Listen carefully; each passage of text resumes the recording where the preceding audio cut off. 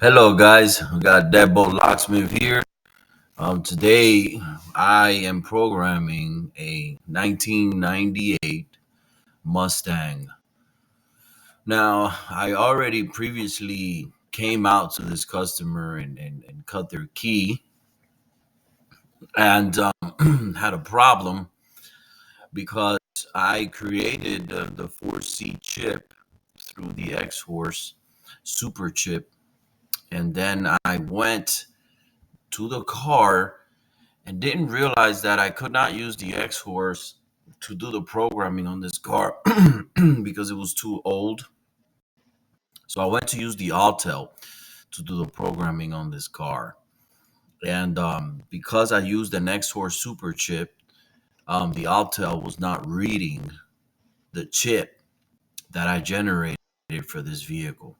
So what I ended up doing was ordering for the customer an original key, so that I can then take that key. I already had gotten the customers' key codes and biddings and everything, and had all that saved. And so I used the customer's key that came in the mail to program it to the vehicle. At first, is what you see me do here is I am programming the key, so that then once I get it programmed into the vehicle, I can then take it back and create him another key, which I usually do two keys for an all keys lost situation, by cloning this key that I had already programmed. I was having trouble with the ignition there, because some of these older Ford vehicles had a problem with the H75 key, depending on the brand you bought it from.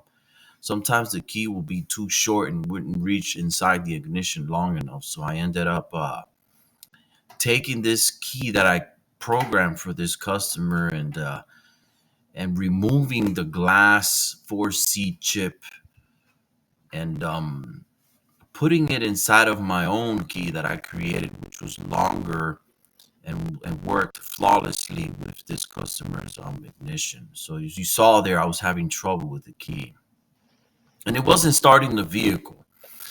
And the reason why I wasn't starting the vehicle was because a lot of these Ford cars, once you program the key and the system tells you it was successful, you should turn off the ignition, pull the key out, disconnect the the programmer, and then even close the driver door, open it again, and then re put the key inside, and then the car works just fine. Sometimes you have to disconnect it in order for it to be able to finish the programming process. So here I am. I'm going back to the van to figure out what I'm gonna do. So I went and got the customer's key, and this is where I'm cloning his key, this original key that I ordered for him.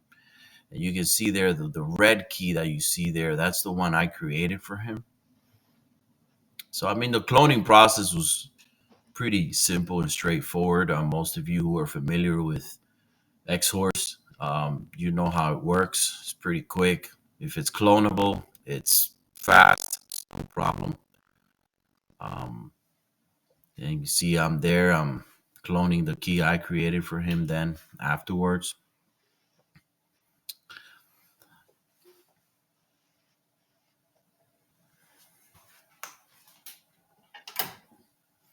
All right, so that was successful.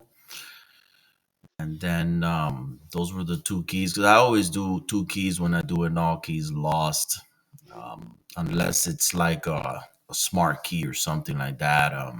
Sometimes I'll just do one key.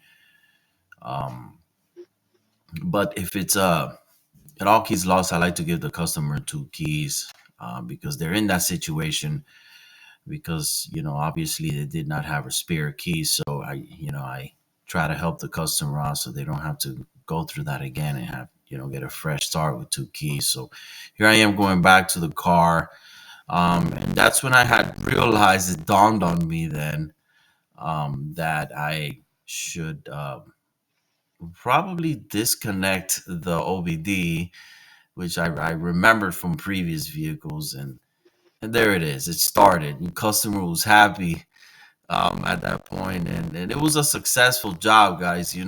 Programming these cars is pretty simple. When you're dealing with the 4C chip, keep in mind that when you're using Xhorse, unless Xhorse updates their system to include these older Mustang 98s, Xhorse does from 2005 and up. So yeah, you're able to generate a chip for this car using a super chip, but you won't be able to use the Altel to program it, or the Xhorse to program it. So you're better off having an original